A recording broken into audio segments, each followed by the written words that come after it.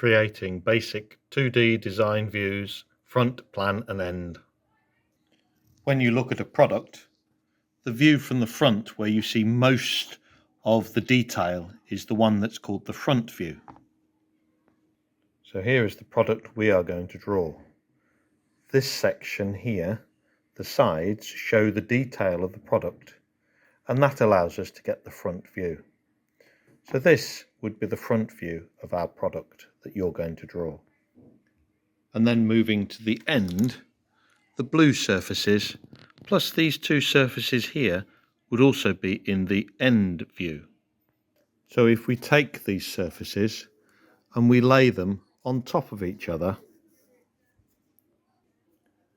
we get a view of what we might draw. And where there are joins, we would draw a line to indicate an edge.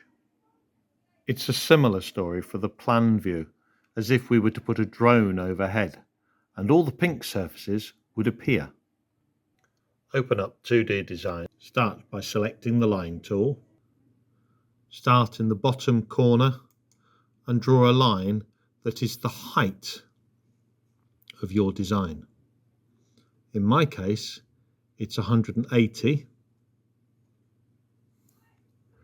So I need to look at my relative box, which now says 180, before I then left click my mouse.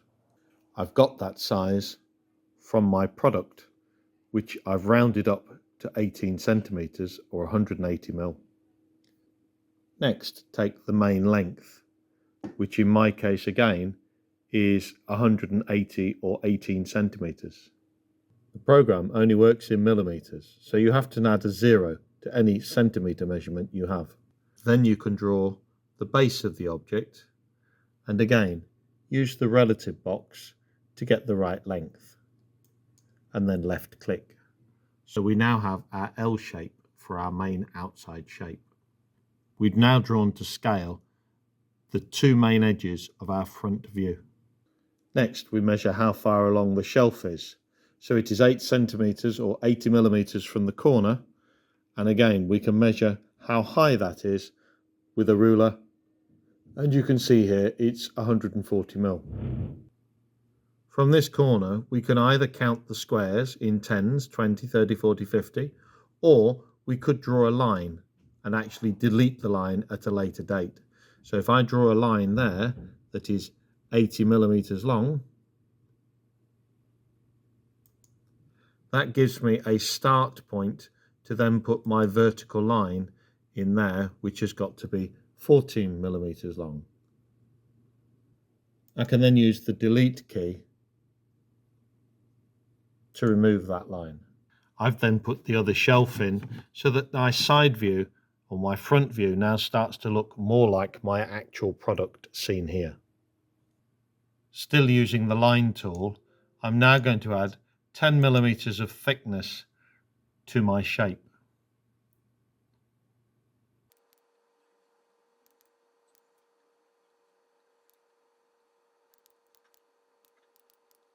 I can then delete the lines using the delete trim button. I can delete the lines I don't need. Now we've drawn our front view. Notice it's identical to our paper view. Our plan view, the pink items, needs to look a little bit like this. Wherever there's a line, that indicates an edge. So that's what we need to draw. Plan views always sit on top, and you can line the end of the plan view up with the bottom of our front view. If in doubt, you can check that you're in the right place by drawing a line that joins the two up, so you know that they're the right length. If you then draw a line from each edge vertically straight up to your plan view,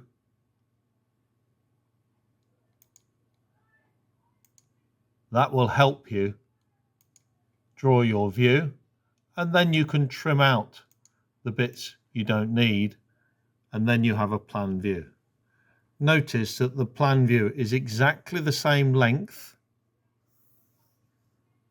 as the front view, and that the other elements are lined up with these parts. This part here will also show an edge here.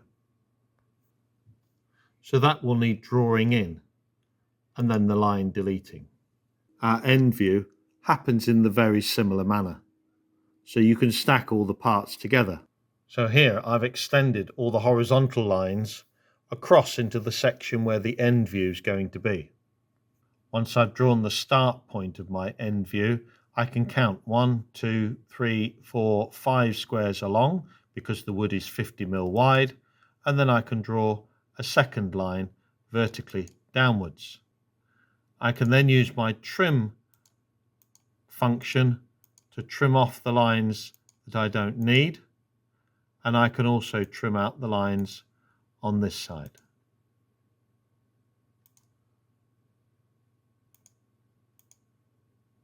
And there we have our end view. Notice that this line lines up with the top of the shape. This line here lines up with the end of this shape, and this line here lines up with the end of the bottom. You've now drawn a front, plan and end view.